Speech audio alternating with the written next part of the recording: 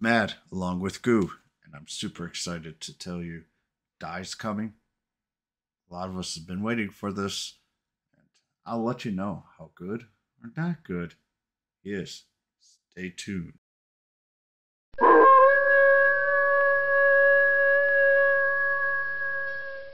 All right, we're going to talk about Dai in this video. Young Goal is going to be the next one. But first, Dai obviously is a hero. Um, and if you haven't watched the anime, go right ahead. It's a great anime. He's a hero, fighter.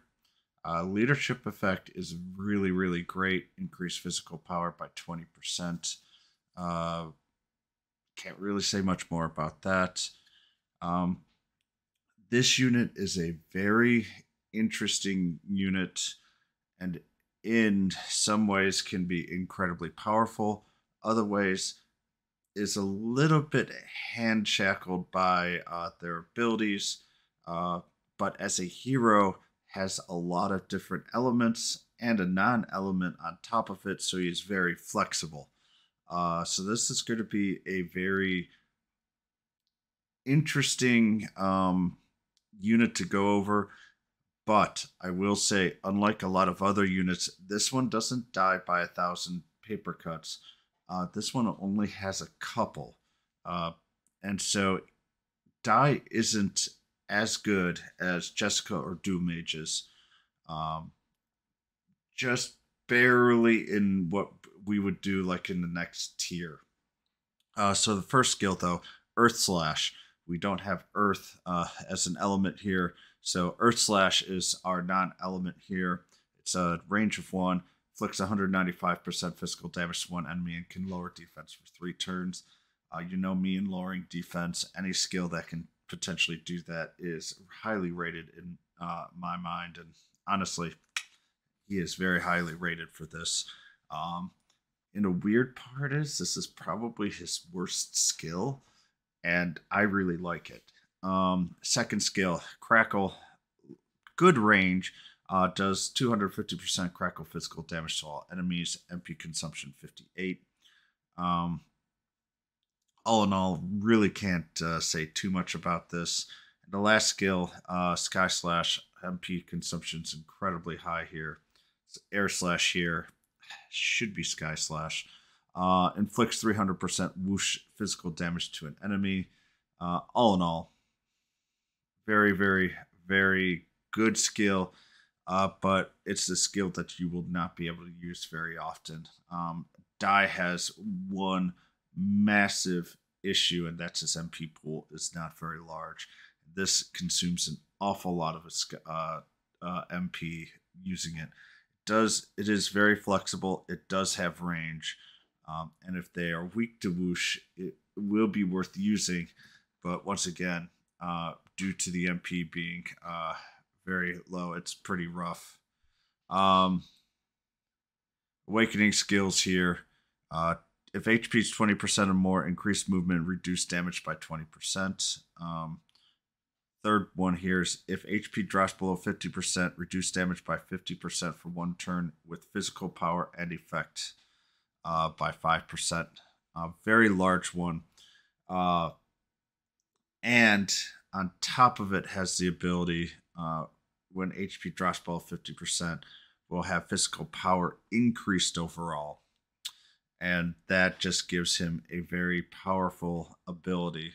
And you're going to want to keep him between 20 and 50%, especially if you have the first awakening skill.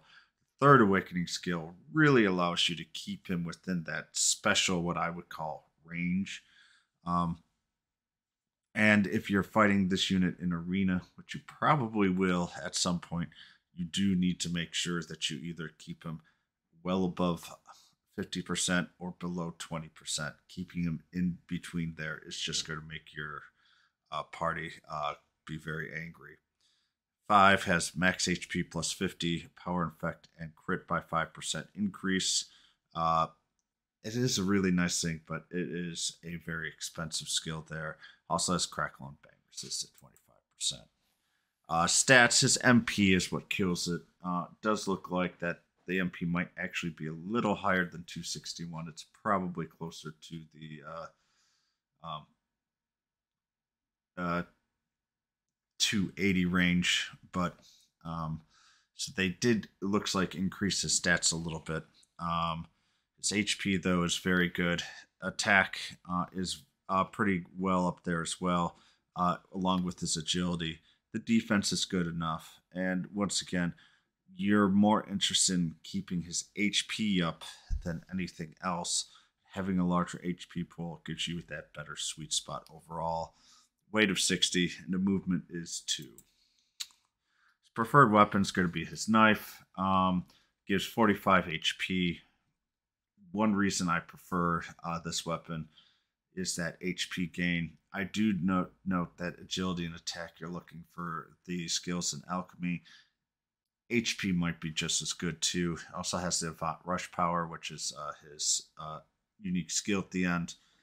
On top of that, you can also put physical power on this as well. This knife can go all over the place, and Dai will just love any of those stats. So I'll just roll for the high stats if you really, really want. But this might be the one time that I might build actually more HP build overall. But I think most people are going to go with the Avant Rush and physical power. Very interesting weapon. And another weapon could be, depending on how big you have, is the Lollipop. If you have the Lollipop, give him more HP, just allows you to have a larger window in order to maximize his power overall. His hero skill, which is castable on turn 2, so basically you can't cast it on turn 1, is an incredibly powerful unit skill. Avant Slash. Really, the great thing about this is the MP consumption 72. It's high, but not super high. Inflicts 400% physical damage to all enemies and can be used 3 times, not once, but 3. And this is what really allows him to be incredibly powerful. And he's one of those units, as I say, there is a top tier in Japan. Dai is just underneath it, and in a way, he's kind of in a very unique tier, along with basically Elena. At this point, these two are very, very incredibly useful heroes. They work fantastically together, and not quite the most powerful units in the game, but really, really, really close. So the pros cons poll initial skill. If you got 50% HP or less, you increase your power by 1.5x. Along with that first awakening, if you've got 20% HP or higher, it really is great reduced damage and attack and movement power. All combined, and on top of that, for that one turn, he's below 50%. If he has 3 hearts, getting that incredible damage reduction on top of that is really, really huge. The heroic skill can be used 3x, and he has 3 different attributes to use. Remember, he is a hero. He cannot learn any skills. The cons, it's that HP management that is really annoying. That's how you're going to optimize damage. So, like in PvE situations, you need to really manipulate that to get all that damage. Sorry. Yay, Samsung Dex. And he has massive MP issues. And this is his biggest con by far. He has great skills, but and honestly, it's really annoying that such a great unit has MP issues. But I feel they did a really good job in kind of showing that Dai has a lot of power, but still hasn't really mastered all of it. It's still learning. Or at least I think they're doing like an earlier version of Dai personally. And having those MP issues kind of is a great call feature, but from an in-game standpoint, it is really annoying because it does limit him. Um, there is a unit that can increase his MP, etc., etc. But in all honesty, this is his biggest con. You do need to get his skills upgraded all the way to reduce the MP that they cost so that he can be used purely optimum. Uh, yeah, other units you like to do that. He has to have his skills up there so his MP is lowered. Otherwise, you're just going to zap through it even more. So, will I pull? He is the best unit for the die collection. We're going to have actually some very interesting, and I like the units that are coming out, but they are not meta defining. Um, so I would say that we still have Jessica and Dual Mage. They are better units, not by a great deal. If you love Die, if you've been looking forward to Die, don't fret. He is an absolutely fantastic unit. I always say that I will try and give a unbiased opinion to the best of my ability. And really, you should be pulling for units that you love. If you love Die, if you have a huge fan base towards this unit is still probably in the top 8. I would place it in Japan right now in the 8th or ninth best unit. Um, so it is not a slacker by far. And as I say, being able to use 3 elements plus a non-elemental, so that's 4 theoretical elements total, just makes him nearly the complete package. Just short of being on the ultimate tier. And so I will probably pull for him. I will probably focus all of my points for him. It's just that I will not be going super crazy for him at all. And the rest of the units, I think, are going to be kind of just pulling back. With Die, though, you do need that first awakening. Otherwise, you will be a little disappointed in his damage output. The unit that comes with him, Popp, and with the extra P, always want to make sure there. It's actually a really good unit. And he is honestly the reason why I will be willing to go a little bit more than I do for a lot of other units. The combination of these two are really, really nice. Obviously, he is a mage, does both Frizzle and Sizzle. Not going to go too much into his skills.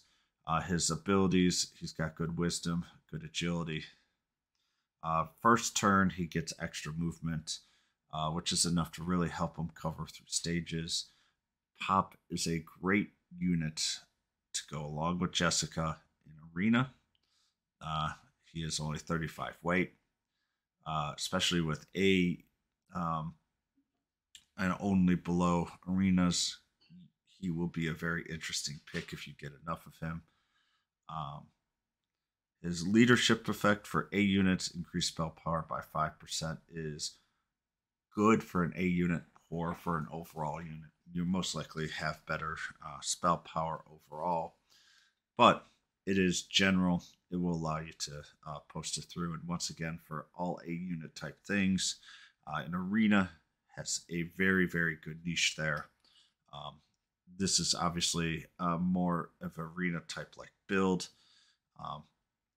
And the big issue for him is his death blow skill, or his heroic skill, is a turn 3 use. So even though arena now you do have the 3, it's not as big of a downfall, but keeping Popp alive in arena for 3 is going to be an issue because his HP and defense are a little bit low. That's really the only major flaw I have on him.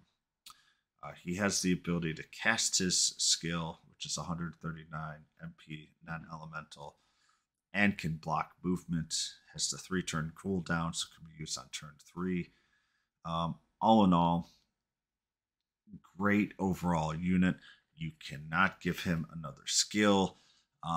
And honestly, you're going to use him in arena for damage, especially if you've got like 35, and you're looking for spell or basically, he is great to counter dual magus on the cheap, especially if you don't have Jessica, uh, and that's kind of where I see him overall as a unit. And it's also grateful for anyone else who has evasion skills overall. Uh, with the ability to use magic and use it well with the wisdom of 363. Um, Overall, we have a lot of news to go over. Uh, I will try and do that in separate videos in a little bit in the future. Uh, there's just a lot for me to get through, so I am sorry if I'm going to be a little late in the Dai event. This event is going to be a little less busy as the event we're currently going through, but it still has some pretty interesting materials to go through, and it will be fairly long as well. So I hope you guys enjoy. Good luck. I will see you very, very soon for Hukel. Bye.